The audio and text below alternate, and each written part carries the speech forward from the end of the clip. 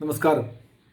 ഒരു ഭാഗത്ത് ഇന്ത്യയുടെ തേജസ് യുദ്ധവിമാനങ്ങൾ വാങ്ങാൻ മലേഷ്യയും ഈജിപ്തും അടക്കം പല ലോകരാജ്യങ്ങളും തയ്യാറെടുത്തുകൊണ്ടിരിക്കുമ്പോൾ, മറുഭാഗത്ത് ഇന്ത്യയുടെ ഡിഫൻസ് റിസർച്ച് ആൻഡ് ഡെവലപ്മെൻറ്റ് ഓർഗനൈസേഷൻ്റെ നേതൃത്വത്തിൽ രൂപകൽപ്പന ചെയ്ത ആളില്ല യുദ്ധവിമാനത്തിൻ്റെ ആദ്യ പരീക്ഷണ പറക്കൽ അവർ ഭംഗിയായി പൂർത്തീകരിച്ചിരിക്കുകയാണ്.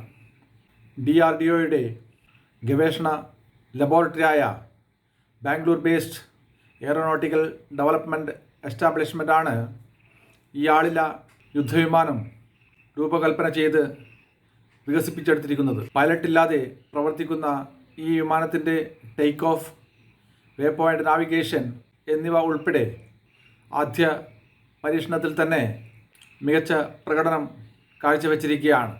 ഈ ആളില്ല വിമാനത്തിൻ്റെ എയർഫ്രെയിമും അണ്ടർ കാരേജും ഫ്ലൈറ്റ് കൺട്രോൾ സിസ്റ്റവും ആവോണിക് സിസ്റ്റവും ഇന്ത്യയിൽ തന്നെയാണ് പരിപൂർണമായും നിർമ്മിച്ചിരിക്കുന്നത്.